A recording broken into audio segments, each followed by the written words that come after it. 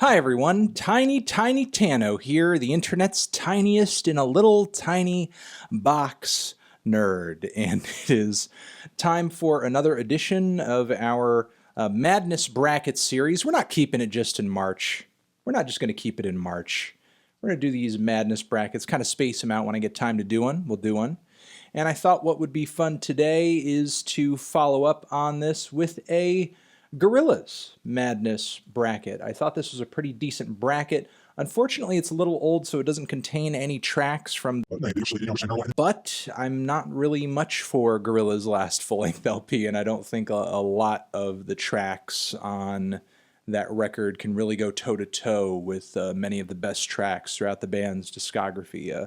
I mean, I know I enjoyed the record a little bit more than Gorillaz LP before that, Humans, but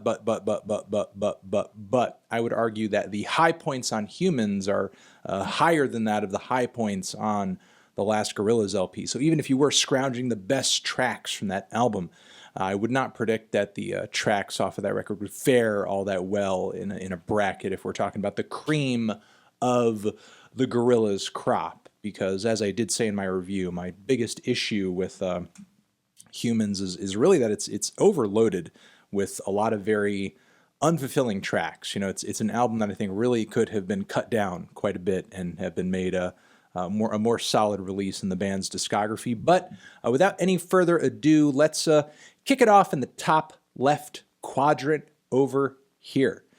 First off, we have Clint Eastwood going against Busted in Blue, and I mean, there's really no contest here. Clint Eastwood is like Gorillaz' most iconic single, if not one of their most iconic singles. I mean, it's really the single that sort of put the group on the map in the first place. There's not a whole lot in the Gorillaz' discography that can go against that amazing Dell verse, that fantastic beat, that grim, eerie piano. Damon's, I mean, I'm not going to call them by their character names or anything, but, you know, Damon's bone-chilling and deadpan vocals on the track. It's actually a really great song, and I think holds up quite a bit to this day. With the next couple of songs over here, we're starting to get tracks that are more in the group's B-side collection records. I'm talking about D-sides and G-sides in the fall. We have Ghost Train versus Revolving Doors. Personally, I ended up going with Ghost Train. It's a more freaky, soulful, exciting track, even though it is a little rough around the edges. I do love, you know, those kind of kooky, soulful vocal harmonies that Damon packs throughout the track. All right, moving on from there, we have Superfast Jellyfish versus Sleeping Powder. Given over the years, I think I've very much grown to become a Plastic Beach Boy. I do like the colorful and kooky sounds of Superfast Jellyfish quite a bit more. I think De La Soul absolutely kills it on that track, brings a lot of character and I guess a cartoony energy to the song that is quite amazing. In the next couple of songs, we have Hong Kong versus New Genius Brother. Hong Kong off of, I think it's from their D-Sides record, and I mean, it's got some Far East acoustic melodies kind of peppered throughout it, but it's a pretty lax and drab song in my opinion. New Genius Brother is not one of my favorite tracks off of the band's debut, but I did think it's certainly better than Hong Kong, so it kind of ended up progressing, even if I, again, don't think it's one of the best or anything. Next track was a little tough because easily Moments is one of the hardest hitting, zaniest, most colorful, and off-the-wall tracks off of Humans. If more tracks off of Humans were like this cut, I feel like it would have been so much better. Or maybe not like this cut, but at least, you know, kind of bringing the same kind of energy and excitement as this cut. Humans would have been so much better of an album. However, November Has Come. You're talking about that amazing track featuring MF Doom off of Demon Days, and in my opinion, there's not a whole lot on Demon Days beating that track. It is kind of a top-tier song off of a top-tier Gorillaz album, and as much as I do love the zaniness of Moments, I do fuck with the production and Doom's verse on November Has Come. Heavy, heavy, I fuck with it, heavy. Tomorrow Comes Today from the group's debut album versus Rhinestone Eyes off of Plastic Beach. I ended up going with Rhinestone Eyes because I just do prefer how much of an experience and how luscious and futuristic and gorgeous and weird the production off of Plastic Beach is. Oh Green World versus Charger. Charger is one of my favorite tracks off of Humans, no doubt, no doubt, no doubt, no doubt, no doubt. The freaky Grace Jones feature on the end of that track is pretty stunning, and I feel like it's one of the songs off of Humans that progresses in a really epic and linear fashion. The more it progresses, the more sort of tension is built up, and the more amazing the atmosphere of the entire track is. Looking back on Humans, there were quite a few tracks that were attempting to work in that fashion and maybe didn't really turn out all that fulfilling, in my opinion. But still, Charger is certainly a track where it is done, and it is done well. Broken versus 5-4 off of the group, excuse me, off the group's debut. Again, very much a Plastic Beach boy. And which is funny because when I first heard the record and I reviewed it, I wasn't super crazy about it, but by the end of the year, I was absolutely loving it. Let me finish the first quadrant over here in the left, and I ended up going with Clint Eastwood for the next one. Then after that, I had Clint Eastwood versus Superfast Jellyfish, and Clint Eastwood advanced once again because, once more, such a friggin' iconic single. Rhinestone Eyes off of Plastic Beach is what ended up progressing to the second to last spot over here. Rhinestone Eyes versus Clint Eastwood. And, Rhinestone Eyes does have gorgeous friggin' production on it. The instrumentation on this track is immaculate. I would actually say it's spectacular. And it's one of the few tracks on the record where it's, just Al Barnes' voice, and it's a beautiful ballad and an experience of a song. But I don't know, in the greater Gorillaz canon, I think Clint Eastwood I just favor a little bit more because it does feel so much more, I guess, grim. And to me, Gorillaz, sort of like the ethos of the band and what has made them so significant over the years, is that, they found like this perfect pocket of pop and rock and hip hop and chunky beats and dreary atmospheres and also, different creative genre fusions. And I feel like Clint Eastwood embodies that so well and does it in a single that is absolutely top-notch. So Clint Eastwood is really what ended up advancing to the end right there. So let's go down to the bottom left quadrant here. We have Rocket, another D-sides track, which I think is a little awkward, honestly, although it's being paired up against a song off of Humans that is not the best off of the album, but truly and honestly, I still do prefer it to Rocket. In retrospect, I have warmed up to the Caliucci's feature a little bit, even if I do find many of Damon's lyrics on this track to be kind of insipid. Latin Simone off of the group's first album, which is, this very weird beat-heavy hip-hop Latin fusion with some great guest vocals and some great horns, is what ended up progressing in the next one, in front of Garage Palace, mostly because I feel like it has more interesting characteristics to it overall. Next one is really no contest. Dare versus Detroit. It's Dare. Dare is an amazing freaking track off of Demon Days. Amazing. In fact, I would say it's actually one of the better dance jams of the 2000s. So there's, again, really no contest there.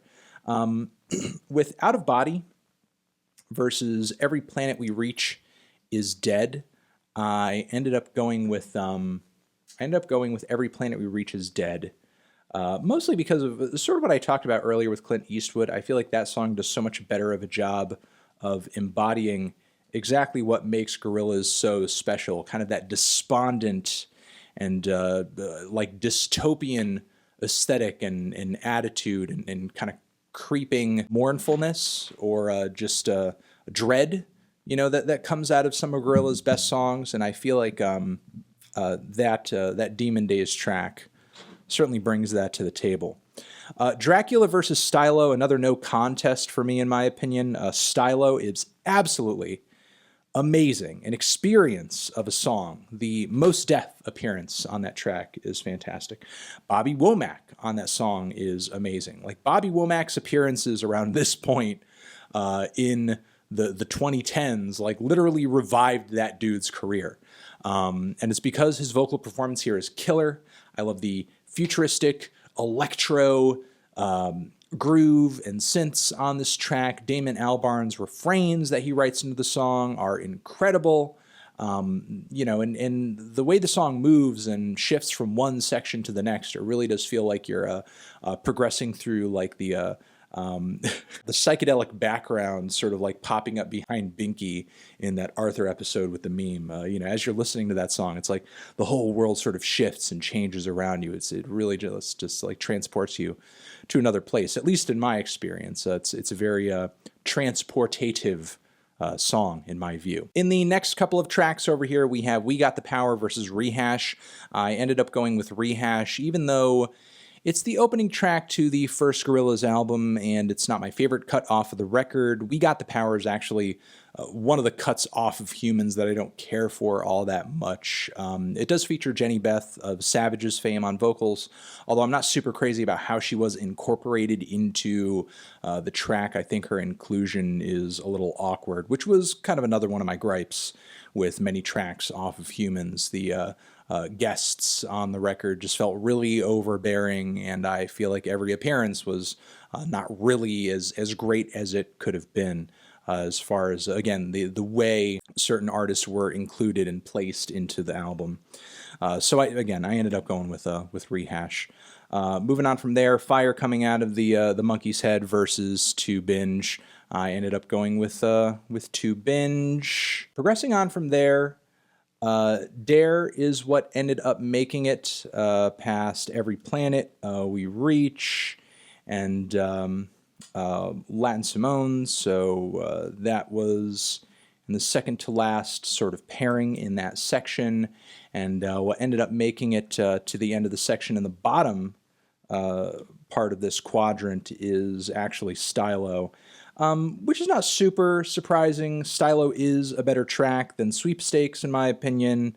It certainly is better than To Binge, and I already said that, you know, Rehash is more sort of progressing past that first point because I don't really prefer the track at all that it was paired against. So we have Stylo and Dare going against each other, which was a really hard choice. Dare is an incredible song. Stylo is an incredible song.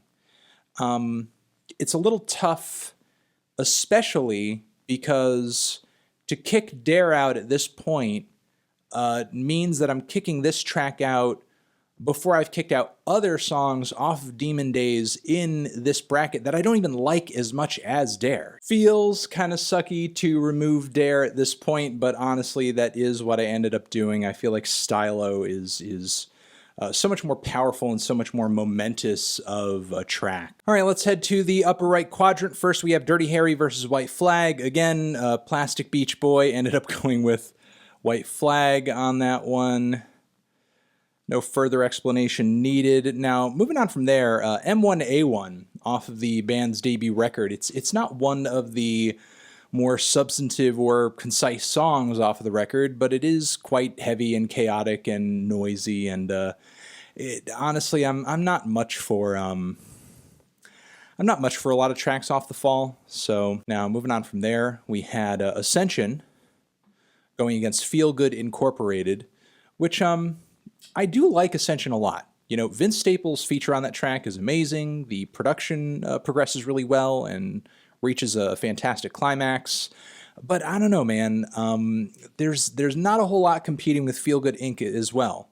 You know, I feel like that song is almost kind of in a Clint Eastwood position where it's mostly untouchable by a lot of Gorillaz discography. I mean, look, we could whine and complain about, oh, these are the most popular tracks and these are the singles, but I mean, in the case of Gorillaz, I mean, you could argue that their singles literally are some of their best tracks. You know, it's rare that you find a group out there who their singles actually amount to some of their best work, and the singles aren't just like the normiest shit in their discography. I mean, of course, Gorillaz have songs that are a bit more weird and experimental than these two tracks, but still, some of their best vocals, songwriting, and production do turn up on these songs. So, there's really no discounting them, in my opinion.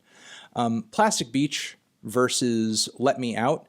Off Humans, I actually ended up going with Let Me Out. Plastic Beach, in my opinion, is not one of my favorite songs off of the record. I mean, I feel like it serves as a good title track if you're listening to the entire thing, but as a standalone song, it's quite a sleepy moment and doesn't really stand up all that well when you are putting it up against a track like Let Me Out, which does feature that great Pusha T feature, does feature those good vocals from Mavis Staples. It's kind of an eclectic but still exciting pairing of voices, and yeah, it still did end up being one of my favorites off of Humans. So moving on from there, All Alone versus Some Kind of Nature, it was really no contest. I ended up going with Some Kind of Nature. I have long said that Some Kind of Nature is easily one of my favorite all-time Gorillaz songs. I think the very distorted, kind of burnt out and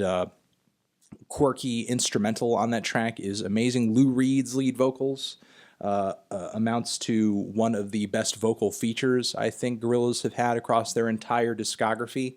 I just kind of like what that song adds to the toxic, plastic, kind of like nature-destroying future that the album kind of predicts for humanity, essentially. So I think Some Kind of Nature is actually pretty incredible in the grander scheme of the Gorillaz discog. Moving on from there, Soundcheck versus Don't Get Lost in Heaven. Frankly, two tracks in the band's discography that both feel sort of like interlude-ish, very chill moments with not super substantive songwriting, but I did end up going with Soundcheck because I do kind of like its groovy reggae vibe. Moving on from there, we have Rock the House versus We Are the Happy Landfill. I ended up going with We Are the Happy Landfill, which I think is one of Gorillaz' better B-sides. Definitely a super zany instrumental off of that one. Certainly a lot less corny than Rock the House, which, I do kind of get the somewhat tongue-in-cheek and throwback vibe of that song, but We Are the Happy Landfill to me just seems like so much more interesting of a song. And also no contest on the next one, believe it or not, I ended up going with Empire Ants. Empire Ants is yet another song off of Plastic Beach that, to me, progressing through it, especially at that transitional moment in the middle where Little Dragon eventually comes in, just feels like a psychedelic, transportive, transformational experience where just like your whole world just sort of melts or shifts around you. It's pretty amazing. Just that synth line that comes in. It's pretty incredible. All right, and to finish off the top right quadrant over here, what ended up progressing to the top final quadrant, if it wasn't already pretty obvious from my lavish praise of it, was actually Feel Good Inc. It went on to both of those next quadrants there, and in the bottom, as if it wasn't already obvious given the praise, once again, was Some Kind of Nature. And then I feel like I was put in another frickin' predicament here with Feel Good and with Some Kind of Nature, much like I was with Stylo and Dare. I love, love, love, love, love Some Kind of Nature, but I feel like Feel Good Inc. does so much better of a job of just like embodying everything that makes Gorillaz great. It's just such a bold and a clear artistic statement. If there is one song in this right quadrant that to me sort of paints picture perfectly what is that Gorillaz sound. Let's continue, let's continue, let's continue. As we are on the last quadrant, bottom right quadrant. All right, we had Glitter Freeze versus The Apprentice, which The Apprentice, not one of my favorite tracks off of Humans, frankly, so I just ended up going with Glitter Freeze, as it is a pretty amazing cut off of Plastic Beach. Punk versus Kids with Guns, I Ended up going with Kids with, let me think about this a little bit more. I do like Kids with Guns a lot, but I love how rough and distorted and insane Punk is. But I just feel like that track is just more of like Damon taking the piss with Gorillaz, and just sort of in a way kind of parodying the sound of punk and almost like kind of making a statement about how stale it is in a way, and just like attitudes of what punk is and what punk isn't. But I feel like it sort of only makes sense in the context of Gorillaz' greater discography as a standalone track. It's not one of my favorite Gorillaz songs, and I feel like Kids with Guns is so much more solid of a tune, frankly. Moving on from there, I ended up going with Melancholy Hill because I think that's a very pretty, chill, glimmery, and gorgeous little ballad on Plastic Beach, and definitely one of the prettier and more euphoric ballads in the Gorillaz discography. Euphoric in the same way Feel Good is, but Feel Good kind of comes along with a bit of looming dystopian kind of vibes hanging in the background. Meanwhile, like on Melancholy Hill, it just feels like pure bliss, and I absolutely love it. Moving on from there, kind of without any question, I ended up going with 19 to 2000, easily one of the best cuts off of Gorillaz' debut, and gotta love that beat, that which I'm absolutely still in love with to this day. Just a really creative instrumental, love the groove off of it, and definitely one of the best Gorillaz productions in their entire discography, even though this one comes early on in their catalog and in comparison with their latest stuff is kind of rough around the edges. Moving on from there, we had Andromeda versus Left Hand Suzuki Method, and I ended up going with Andromeda. That's the cut, I believe it has frickin' Dram on it, and his vocal appearance at the end of that track is pretty great. The progression of the song is pretty fulfilling. Can't necessarily say the same thing about Left Hand, though, so I ended up going with Andromeda.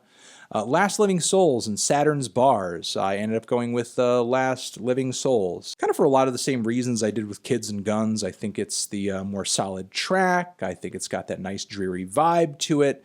I like what Damon was able to achieve in that leg of the Gorillaz discography with just how stripped back and bare some of the best songs off of Demon Days were. So again, ended up going with Last Living Souls, and I just feel like what that song achieves in terms of songwriting, it also achieves with just the space and the sound, the space between the instruments and the sound of the song, because it does, the space within it kind of creates this great sense of loneliness and isolation, which I like quite a bit. Moving on from there, we're talking about Don Chematic, which is a non-album single the group came out with around the time Plastic Beach was released. I'm surprised it's included in this bracket, but I guess we did have Garage Palace earlier featuring Little Sims. I ended up going with Don Chematic mostly because I think Phoner to Arizona from the Fall is a somewhat drab track in my opinion. And White Light versus Hallelujah Money was a little bit of a tough pick because I'm not super crazy about either song, but I guess even though I am not super crazy about the awkward inclusion of Benjamin Clementine into Hallelujah Money, but still I feel like as a song, Hallelujah Money is still a quite a bit better, so I ended up putting that forward in that section. And to finish off the right hand bit over here, what made it to the end on the top was actually 19 to 2000. I do like Melancholy Hill, but I still would put 19 over that, and I do like Kids with Guns, which made it to the next quadrant for me, but I still preferred 19 to that as well.